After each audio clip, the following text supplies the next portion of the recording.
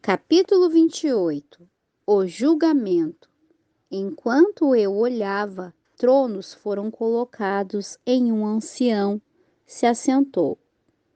Sua veste era branca como a neve, o cabelo era branco como a lã, seu trono era envolto em fogo e as rodas do trono estavam em chamas.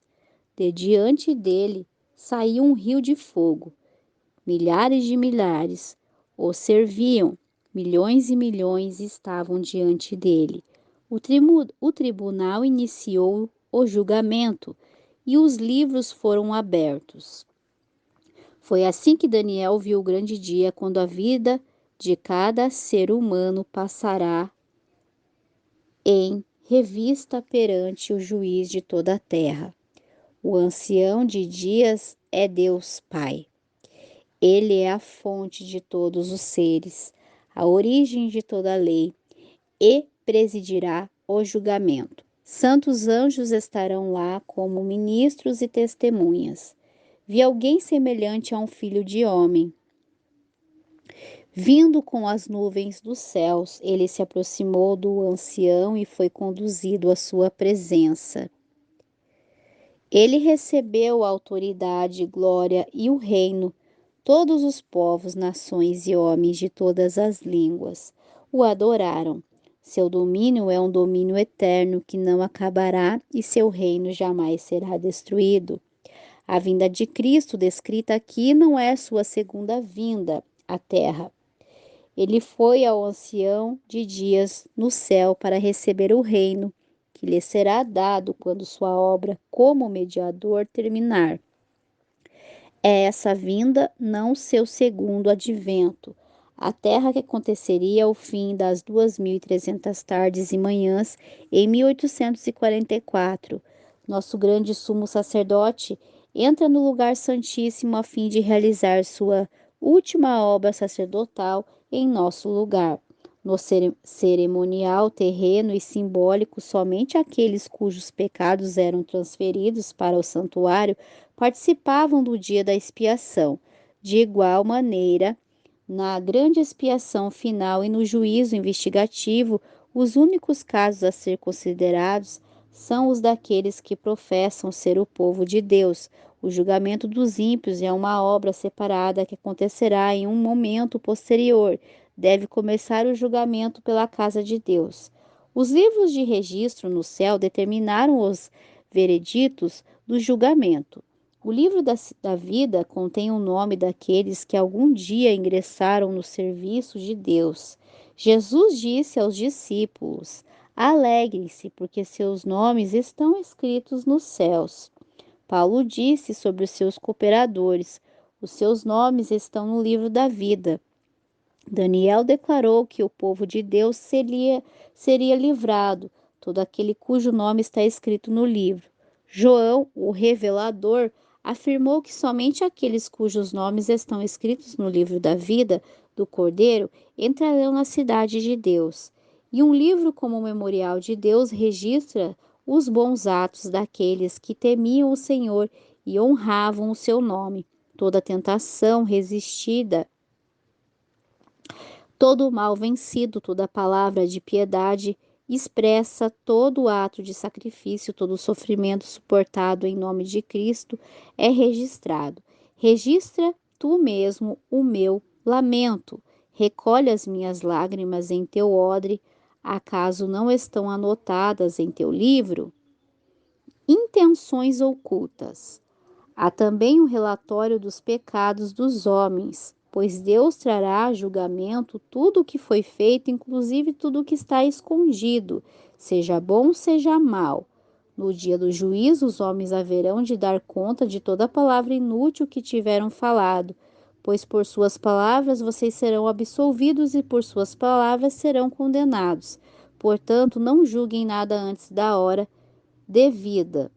Trará à luz o que está oculto nas trevas e manifestará as intenções dos corações.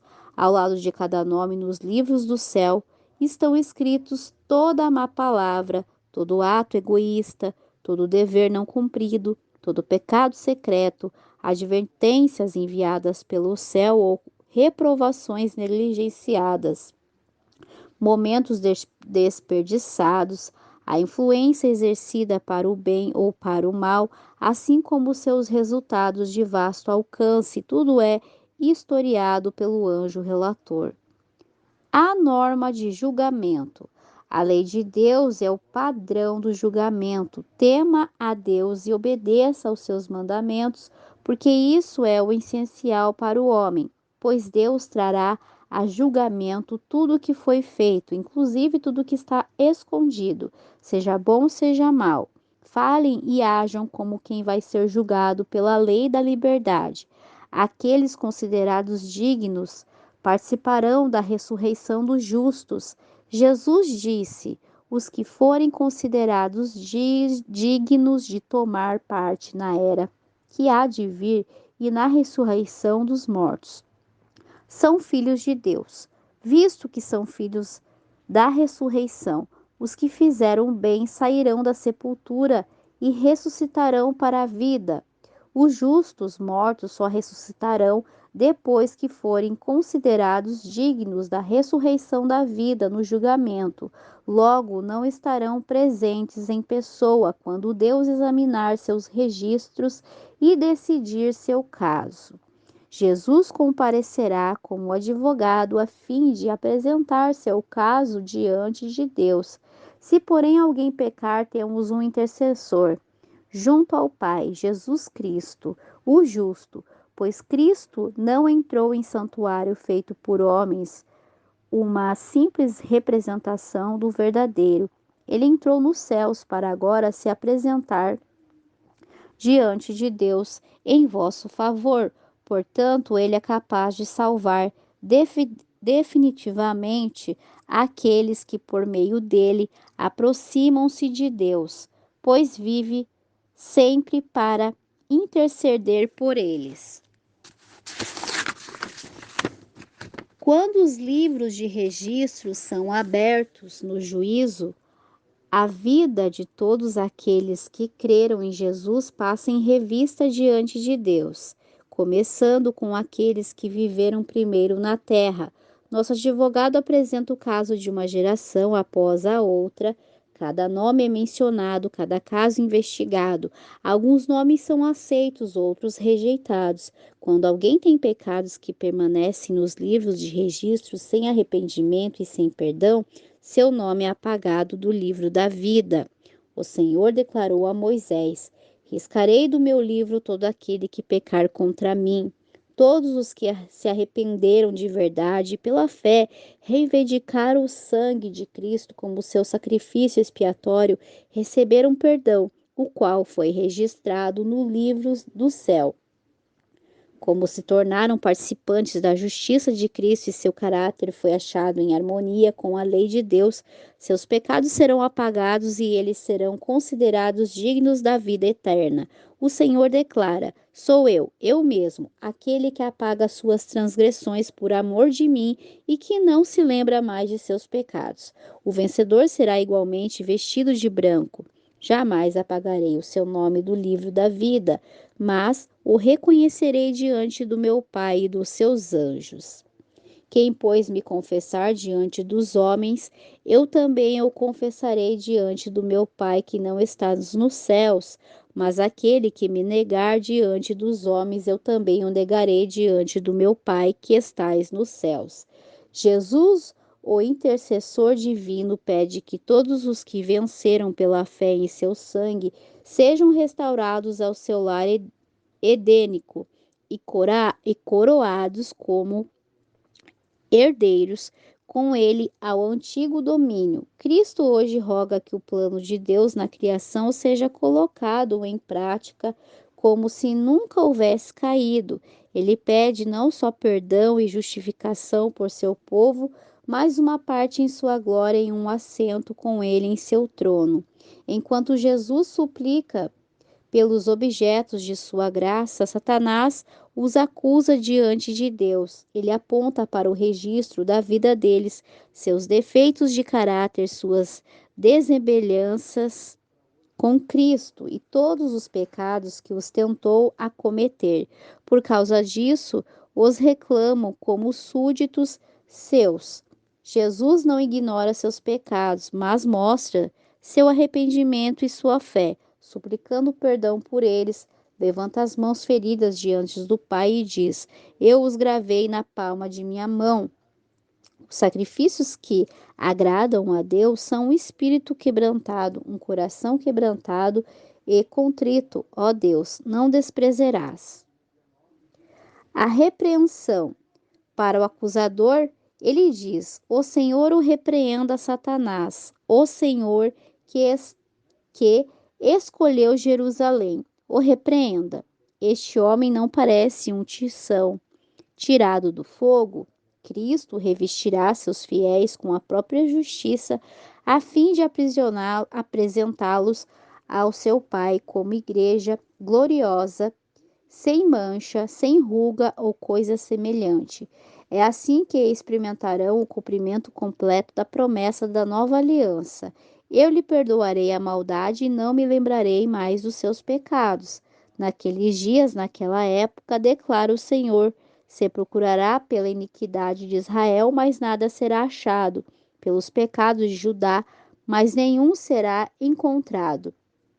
Os que forem deixados em Sião e ficarem em Jerusalém serão chamados santos, todos os escritos para viverem em Jerusalém.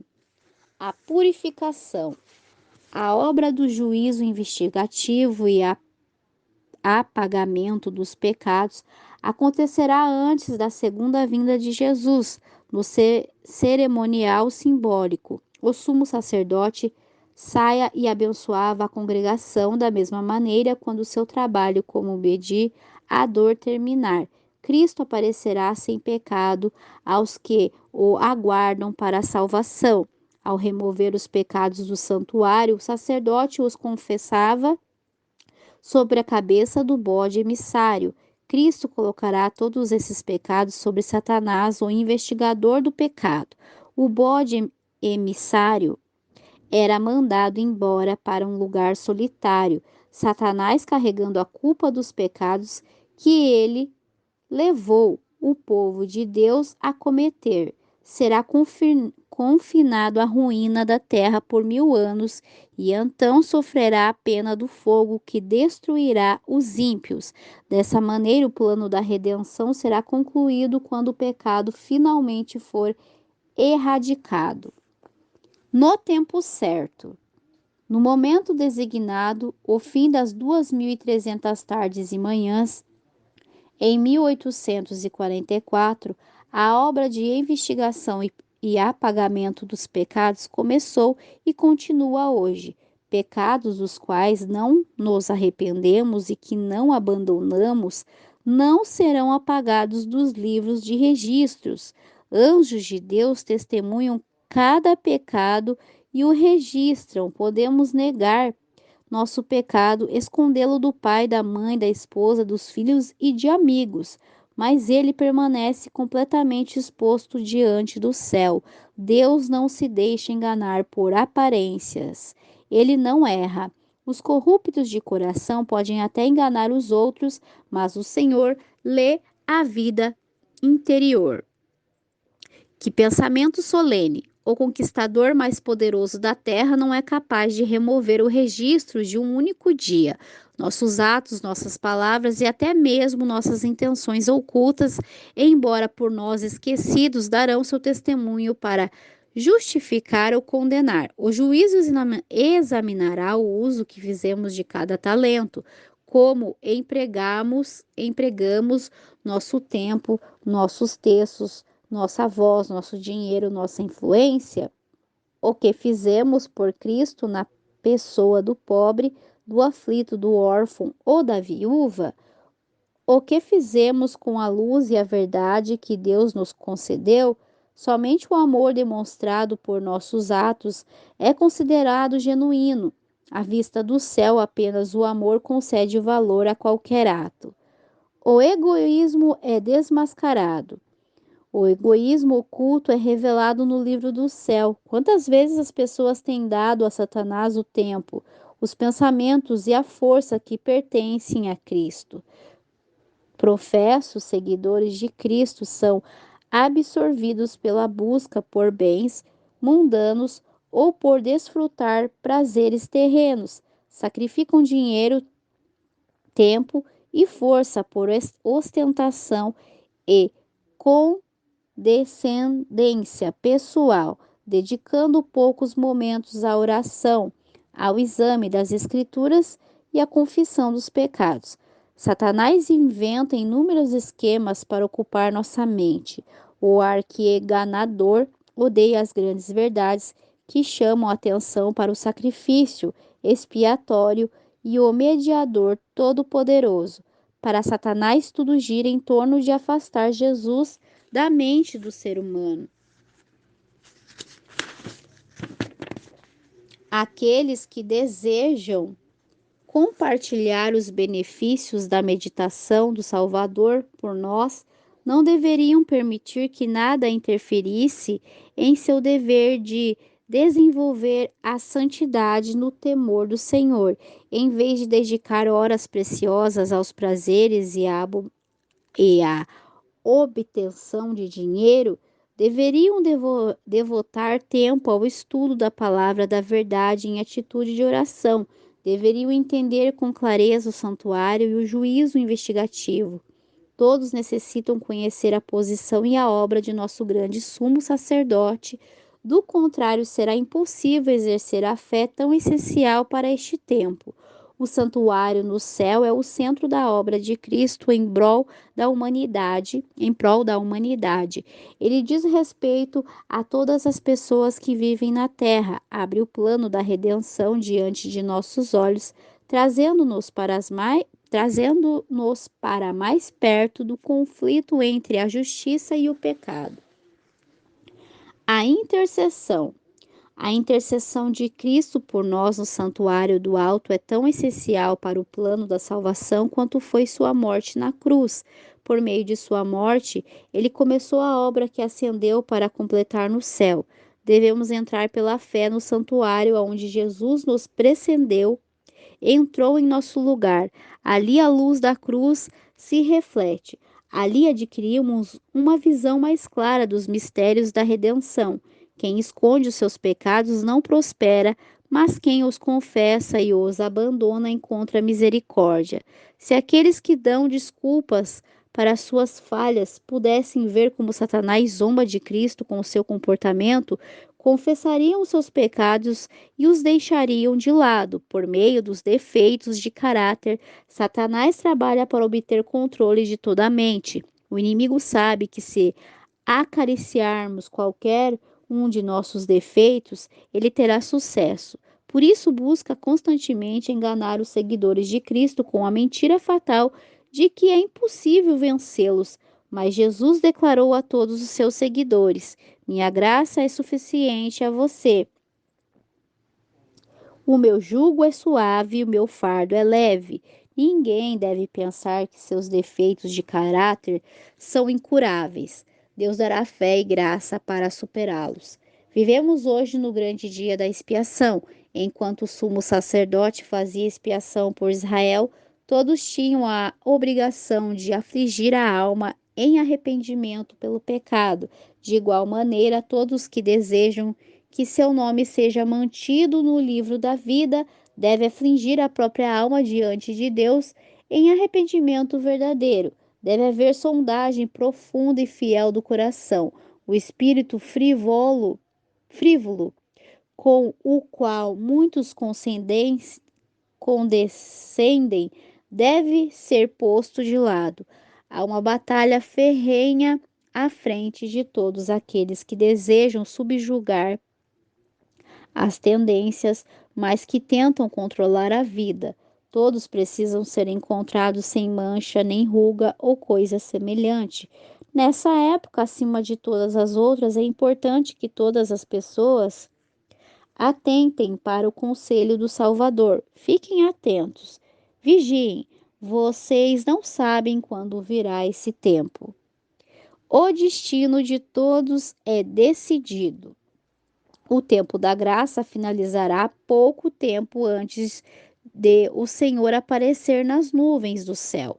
Ao vislumbrar essa ocasião, Cristo declarou: continue o injusto a praticar injustiça, continue o imundo na imundícia, continue o justo a praticar justiça e continue o santo a santificar-se.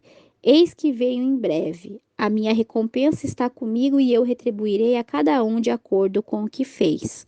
As pessoas estarão plantando e construindo, comendo e bebendo sem a menor consciência de que Deus pronunciou a decisão final no santuário celestial. Antes do dilúvio, depois que Noé entrou na arca, o Senhor o trancou ali dentro e fechou os ímpios do lado de fora. Por 7 dias, porém, as pessoas deram continuidade à sua vida de amor aos prazeres, zombando das advertências em relação ao juízo. O Salvador disse: assim acontecerá na vinda do Filho do Homem. Silenciosamente, de maneira tão imperceptível quanto a chegada do ladrão à meia-noite, chegará a hora que marcará a definição do destino de todos. Portanto, vigiem. Se ele vier de repente, que não os encontre dormindo. Aqueles que se cansam de vigiar e se voltam para os atrativos do mundo estão em uma condição perigosa. Enquanto o empresário está absorvido na busca por lucros, o amante dos prazeres procura a autocondescendência e a filha da moda arruma seus adornos. Pode ser nessa hora que o juiz de toda a terra pronunciará a sentença: foste pesado na balança. Foste pesado na balança e achado em falta.